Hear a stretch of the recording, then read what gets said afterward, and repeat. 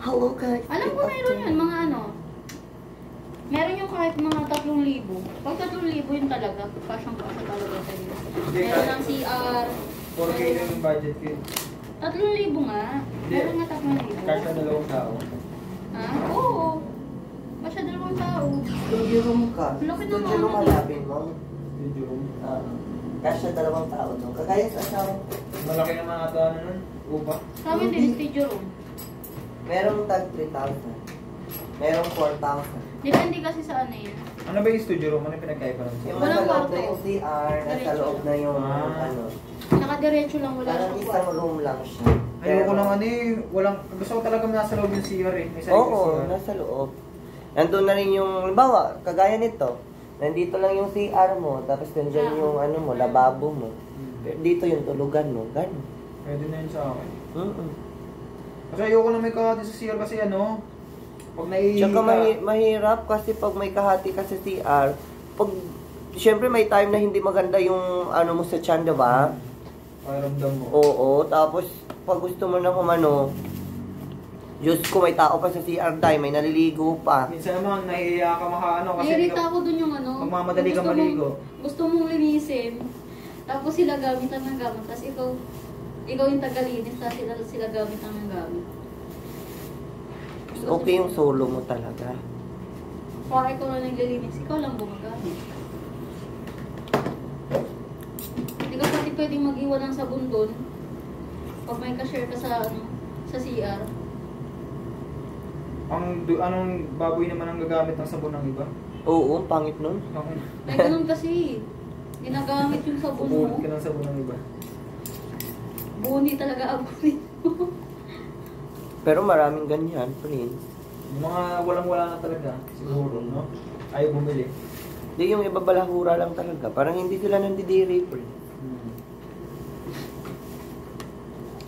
Eh tayo kasi, sanay tayo na may sarili tayo. Oo. May,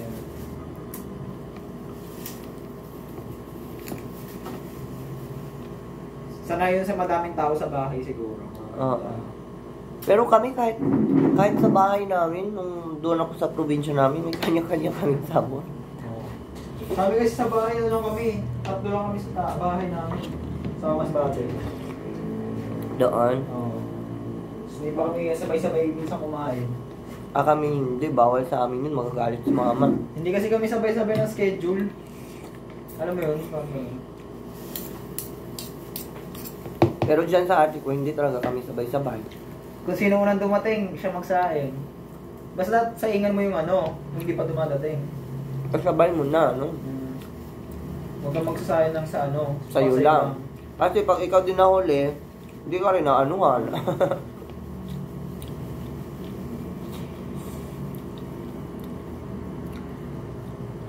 Dati rin nag-boarding ako nung college ako. 3 kaming pinsan sa kwarto.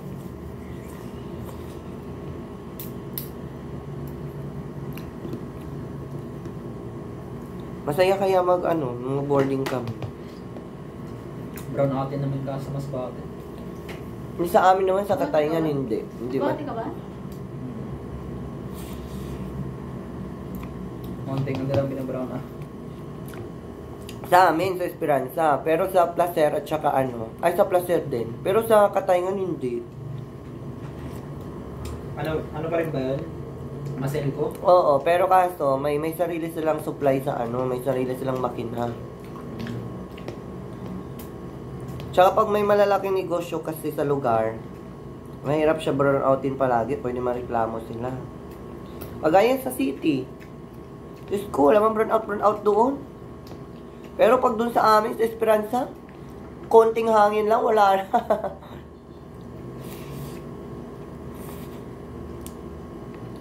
Pag may bagyo, burn out. Pag walang bagyo, ganoon pa rin. Pero pag sa isla naman, doon sa Naro, gabi lang sila may may ilaw. Alas 2 hanggang alas 10 ng gabi. Kaya nabuto ko sa mas bago si Tenen. Punta mo sa pinapinsan ko. Walang tubig. Pinuputulan ng tubig. Hindi naman lahat walang tubig. Mga gripo. Tapos nagkakatubig ng may rasyon. May hours. Sa amin, walang anong tubig. May balon naman eh. Ano ba ba masarap dito? On kayo ng balon. Tapos kung may balon man sa city, ipa-private nila. Hindi kagaya sa atin na pag balon, pwede sa lahat.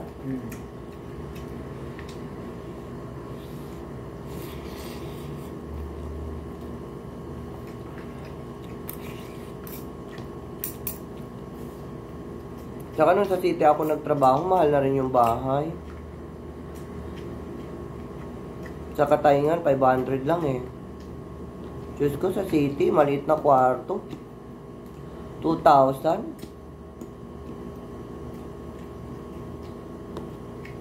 Wala pang tubig at ilaw dun. Hiwalay pa.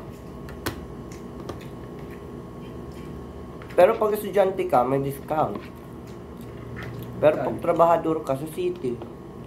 Pero pag nagtrabaho ka na, hindi na.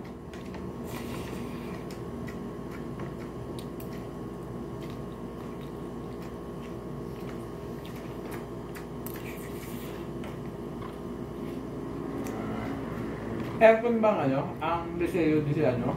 Masbate? Oo. Depende sa ano. May room na meron din hindi. Sa ano? Sa kumpre? Aircon. Lahat doon. College ba ang kumpre? O alam ko high school lang ata yun eh. Elementary and high school. Private. Doon yung pinsan ko. Eh yung ano ba tayo? Osmeña? Hindi aircon. Meron lang ding pili.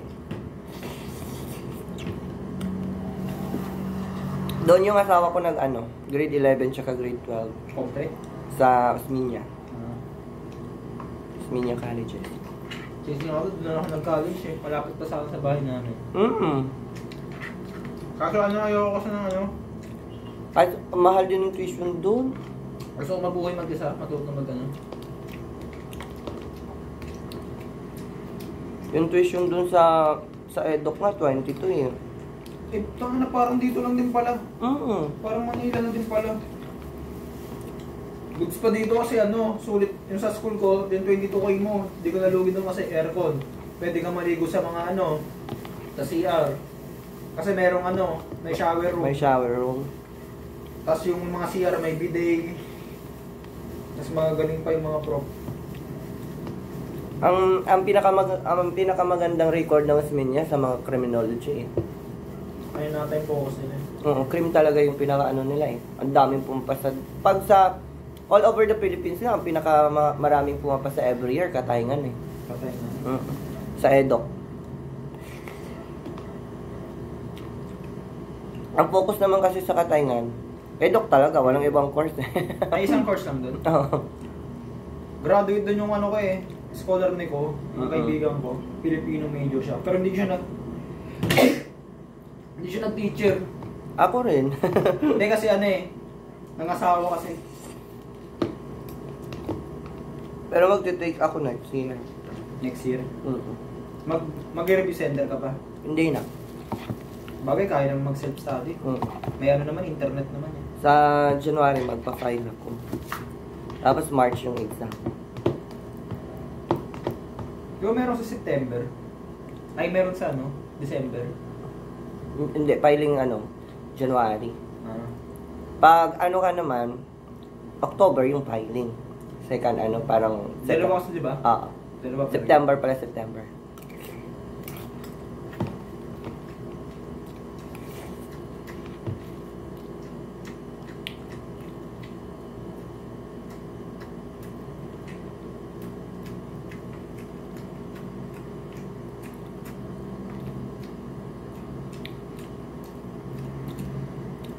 Diba? Pero po sa Masbate na eh, agaw sa slot eh. Ang daming ano, edo. Pero pag dito, ang daming slot.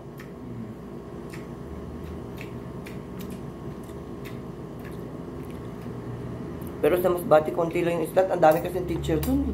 Oo. Puro edo ko yung mga...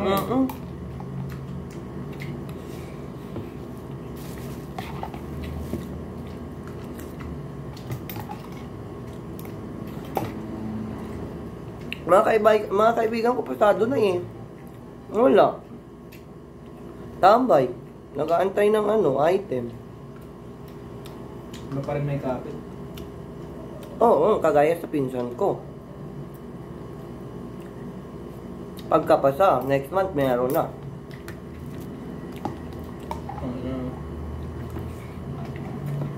Gano'n naman dito sa Pinas eh. Sa Pinas nga, kahit pa civil service ka, mag-apply ka sa government.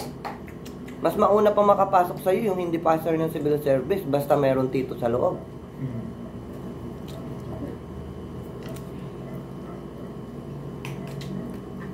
Apply ka ng casual sa DSWD, kahit hindi ka civil service. Tapos may kasabayan kang civil service, pero may kamag-anak ka sa loob, ikaw yung una matanggap. Ako nag-try ako dyan sa DSWD, sa tapat ng Congress. Diyan na nagtatrabaho ngayon ako, nag-civil service din siya. Ito sa aming kapitbahay namin. Nag-alok din siya. Dalawang beses siya bumagsak sa ano? Sa LET. Nag-civil service siya, ayun. Tapos nag-apply sa DSWD. Unang apply niya, pasok agad siya. Yung major niya, TLE. Parda. Tapos ano niya, trabaho niya nag-asikaso ng papeles sa mga nag-aaway, gano'n. Basta puro papeles, nakita ko ang daming pinakita niya nga sa akin. Ganun talaga pag sa government. Papel-papel. Tsaka sa government, totoo talaga pag wala kang padulas, matagal umalasa yung ano, nilalapit mo. Nakakamba ka nga eh.